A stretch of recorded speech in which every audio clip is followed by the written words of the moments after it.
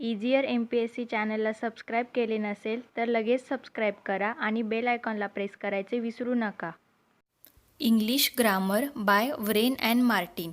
Wren आणि Martin यांनी लिहिलेली बुक आपण मराठीतून शिकत आहोत. आजचा आपला टॉपिक आहे डायरेक्ट अँड इनडायरेक्ट स्पीच. सर्वात पहिले डायरेक्ट स्पीच म्हणजे काय ते आपण बघूया. Direct speech is a report of the exact words use by a speaker or writer. आता डायरेक्ट स्पीच म्हणजे काय तर जेव्हा एखाद्या व्यक्तीचे बोलणे जसेच्या तसे काहीही बदल न करता सांगितले जाते तेव्हा त्या डायरेक्ट स्पीच असे म्हणतात. आता आपण उदाहरण बघूया. Ram sed I am very busy now. आता इथे बघू शकता की राम म्हणाला मी आता खूप बिझी आहे. आपण हे जसेच्या तसे सांगितले की राम काय म्हणाला. इथे आपण बघू शकतात की आपण इथे अवतरण चिन्हांमध्ये मांडलेले आहे. म्हणजे जेव्हा आपण डायरेक्ट स्पीचचा वापर करतो तेव्हा ते एकेरी किंवा दुहेरी अवतरण चिन्हात मांडले जाते. नेक्स्ट आपण बघूया indirect speech. Indirect speech is a report on what someone else said or wrote without using that person's exact words. म्हणजे काय तर जेव्हा एखाद्या व्यक्तीचे ऐकलेले बोलणे जसेच्या तसे न सांगता ठराविक बदल करून आपल्या स्वतःच्या भाषेत सांगणे त्याला इनडायरेक्ट स्पीच असे म्हणतात. आता उदाहरण बघूया. Ram said that he was very busy then. आपण आधी बघितले होते की राम सेड काय म्हणाला तो जसेच्या तसे आपण लिहिले, पण इथे जसेच्या तसे न सांगता आपल्या भाषेत ठराविक बदल करून सांगणे म्हणजे काय तर इनडायरेक्ट स्पीच. आता त्याचे काही आपण रूल्स बघूया. When the reporting or principal verb is in the past tense, all present tense of the direct are changed into corresponding past tense. म्हणजे जेव्हा रिपोर्टिंग वर्ब हे पास्ट टेन्समध्ये असेल तेव्हा सेंटेन्समधील सर्व प्रेझेंट टेन्स म्हणजे डायरेक्ट स्पीचमधील सर्व प्रेझेंट टेन्स हे corresponding past टेन्समध्ये change केले जातात. म्हणजे सगळ्या प्रेझेंट टेन्सचं कन्व्हर्जन पास्ट टेन्समध्ये केले जाते. A simple present becomes a simple past. म्हणजे सिम्पल प्रेझेंट टेन्स असेल डायरेक्ट स्पीचमध्ये तर इनडायरेक्ट स्पीचमध्ये करताना त्याचे सिम्पल पास्ट केले जाते. आता इथे उदाहरण बघूया. डायरेक्ट स्पीचमध्ये he said I am unwell. आता सेड हे झाले रिपोर्टिंग वर्ब जे की पास्ट टेन्समध्ये आहे. आता आय एम अनवेल हे झाले सिम्पल प्रेझेंट. तर त्याचे इनडायरेक्ट स्पीचमध्ये करताना कसे करायचे तर इथे बघू शकता. Indirect he said that he was unwell. आता रिपोर्टिंग वर्ब सेड तसेच राहिले पण आय एम अनवेलचे कन्व्हर्जन आपण इथे ही वॉज अनवेल म्हणजेच सिम्पल प्रेझेंटचे कन्व्हर्जन आपण सिम्पल पास्टमध्ये केले. केव्हा तर जेव्हा डायरेक्ट स्पीचचे आपल्याला इनडायरेक्ट स्पीचमध्ये करायचे असेल तेव्हा. नेक्स्ट पॉईंट आपण बघूया. A present continuous becomes a past continuous. म्हणजे प्रेझेंट कंटिन्युअस टेन्स असेल सेंटेन्समध्ये तर त्याचे पास्ट कंटिन्युअसमध्ये चेंज होते. आता डायरेक्ट स्पीचमध्ये आपण बघूया. He sed my master is writing letters. आता हे सेड देखील पास्ट टेन्समधील रिपोर्टिंग वर्ब झाले आणि माय मास्टर इज रायटिंग लेटर्स. आता इथे आपण बघू शकता हे डायरेक्ट स्पीचमध्ये आहे. त्याचे इनडायरेक्ट करताना काय चेंजेस होतील तर प्रेझेंट कंटिन्युअसचा पास्ट कंटिन्युअस बनेल. म्हणजेच काय होईल तर he said his master was writing letter. आता इज रायटिंगचे वॉज रायटिंग झाले हे आपण इथे बघू शकतात. म्हणजे प्रेझेंट कंटिन्युअसचे चेंजेस पास्ट कंटिन्युअसमध्ये झाले. Next point. A present perfect becomes a past perfect. जे प्रेझेंट परफेक्ट टेन्स असेल तर त्याचे कन्व्हर्जन पास्ट परफेक्ट टेन्समध्ये केले जाते. आता डायरेक्ट स्पीचमध्ये आपण बघूया. He said I have pass the examination. आता प्रेझेंट परफेक्ट टेन्सचा आपण इथे वापर केलेला आहे आणि इनडायरेक्ट स्पीचमध्ये बघू शकता. ही said he had passed the examination. आता हॅव पास आणि हॅड पास्ट इथे आपण बघू शकता प्रेझेंट परफेक्टला आपण पास्ट परफेक्टमध्ये कन्वर्ट केलेले आहे जेव्हा आपण डायरेक्ट स्पीचचे इनडायरेक्ट स्पीचमध्ये कन्वर्ट करतो तेव्हा. नेक्स्ट आपण बघूया. Note. The shall of the future tense is change into should. म्हणजे जेव्हा सेंटेन्समध्ये शाल असेल, फ्युचर टेन्स शाल असेल, तर त्याचे इनडायरेक्ट करताना आपण शूडचा वापर केला पाहिजे. आणि the will of the future tense is change into would or should. आणि जेव्हा डायरेक्ट स्पीचमध्ये विलचा वापर केला आहे, फ्युचर टेन्सचा वापर केला आहे, तर त्याचा चेंज काय होईल, तर विलला आपण वूड आणि शूडने रिप्लेस करतो. म्हणजेच इनडायरेक्ट स्पीचमध्ये वूड किंवा शूडचा वापर केला जातो. Next, the simple past in the direct becomes the past perfect in the indirect. म्हणजे काय, तर डायरेक्ट स्पीचमध्ये सिम्पल पास्ट असेल, तर इनडायरेक्ट स्पीचमध्ये त्याचे कन्वर्ट करताना आपण तिथे पास्ट परफेक्टचा वापर केला जातो. आता उदाहरण बघूया. डायरेक्ट स्पीचमध्ये बघूया. He sed the horse died in the night. आता डाईड म्हणजे आपण इथे बघू शकतात की सिम्पल पास्टचा आपण वापर केलेला आहे. आता त्याचे इनडायरेक्ट करताना आपल्याला कोणत्या टेन्समध्ये करायचे, तर पास्ट परफेक्ट. आता इनडायरेक्ट बघूया. He said that the horse had died in the night. आता आपण इथे बघू शकता हॅड डाईड म्हणजे आपण पास्ट परफेक्ट टेन्सचा वापर केलेला आहे. म्हणजे सिम्पल पास्टचे कन्वर्जन करताना पास्ट परफेक्ट टेन्सचा वापर केला जातो.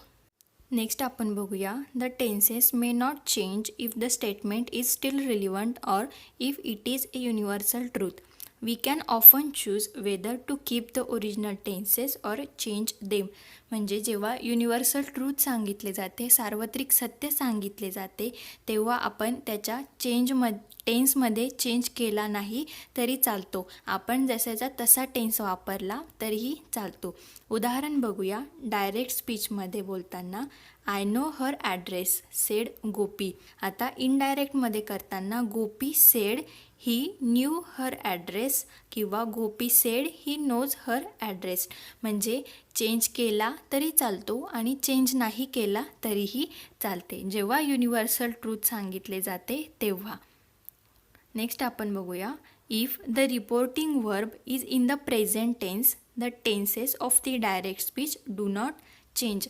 तर रिपोर्टिंग वर्ब आपण बघितले की से, सेड, टेल हे झाले रिपोर्टिंग वर्ब. तर जेव्हा रिपोर्टिंग वर्ब हे प्रेझेंट टेन्समध्ये असेल तेव्हा डायरेक्ट स्पीचमध्ये चेंज होत नाही. आता उदाहरण बघूया. He said I am unwell. इथे रिपोर्टिंग वर्ब हे पास्टमध्ये आहे. जेव्हा आपण रिपोर्टिंग वर्ब प्रेझेंट टेन्समध्ये वापरू तेव्हा डायरेक्ट स्पीचमध्ये त्याचा चेंज होत नाही. म्हणजे इथे बघू शकता he says he is unwell. आता सेज झाले प्रेझेंट टेन्समध्ये रिपोर्टिंग वर्ब, तर इथे आपण बघू शकता की काहीही चेंज झालेला नाही. इथे आय एम अनवेल आणि ही इज अनवेल, इथे यांच्या टेन्समध्ये कुठलाही बदल झालेला नाही आहे. नेक्स्ट आपण बघूया.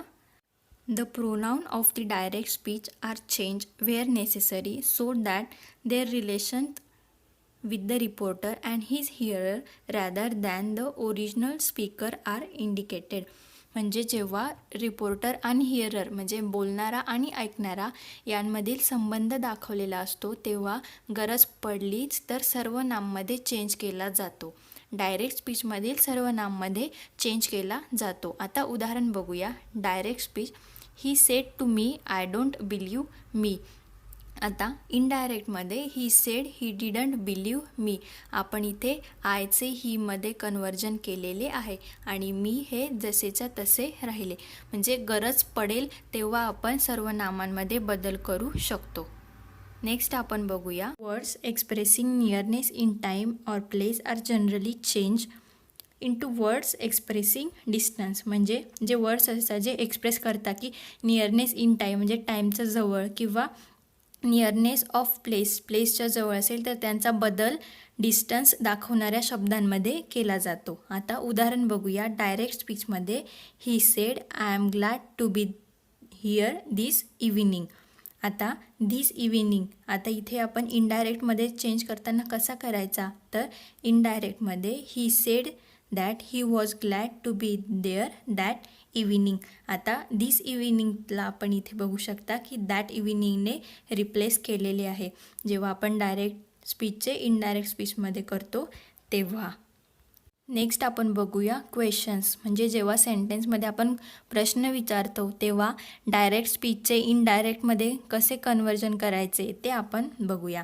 In reporting questions the indirect speech is introduced by some such verbs as ask, inquired etcetera. म्हणजे रिपोर्टिंग क्वेश्चनमध्ये जेव्हा आपण इनडायरेक्ट स्पीचमध्ये कसे कन्वर्जन करतो तेव्हा आस्क, इन्क्वायर्ड अशा वर्बचा वापर केला जातो. उदाहरण बघूया. डायरेक्ट स्पीचमध्ये he said to me what are you doing. आता आपण इथे बघू शकता, आपण इथे प्रश्न विचारलेला आहे, तर तेव्हा इनडायरेक्टमध्ये चेंजेस करताना काय होतील, तर he asked me what I was doing. आता आपण ही आस्कचा इथे आपण वापर केलेला आहे, म्हणजे प्रश्न विचारलेला असेल तर तिथे आपण आस्क, इन्क्वायर्ड अशा वर्बचा वापर करतो. नेक्स्ट आपण बघूया. When the question is not introduced by an interrogative word the reporting verb is followed by whether or if. म्हणजे जेव्हा आपण प्रश्न विचारतो तेव्हा इंट्रोगेटिव्ह वर्डचा वापर केलेला नसेल. इंट्रोगेटिव्ह वर्ड म्हणजे कसे, तर व्हॉट, व्हाय, व्हेन त्यांचा वापर जर केलेला नसेल तर रिपोर्टिंग वर्ब वेदर ऑर इफचा वापर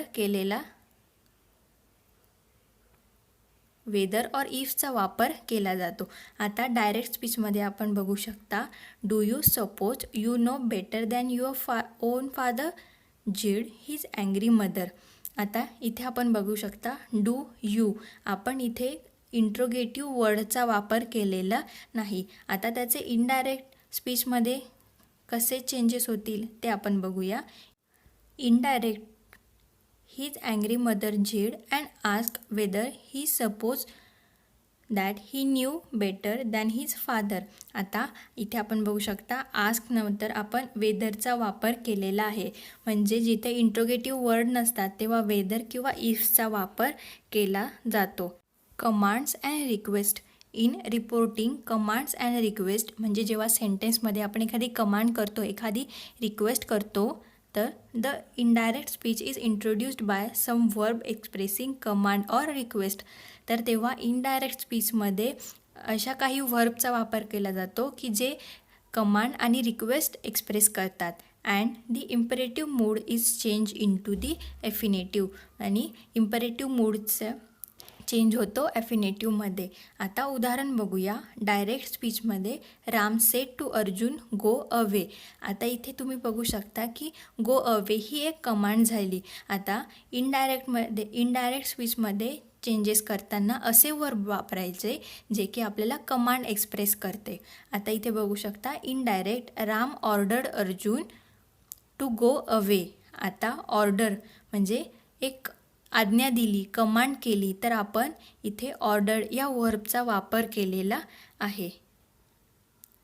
नेक्स्ट आपण बघूया एक्सक्लामेशन अँड विशेष म्हणजे उद्गारवाचक आणि इच्छा.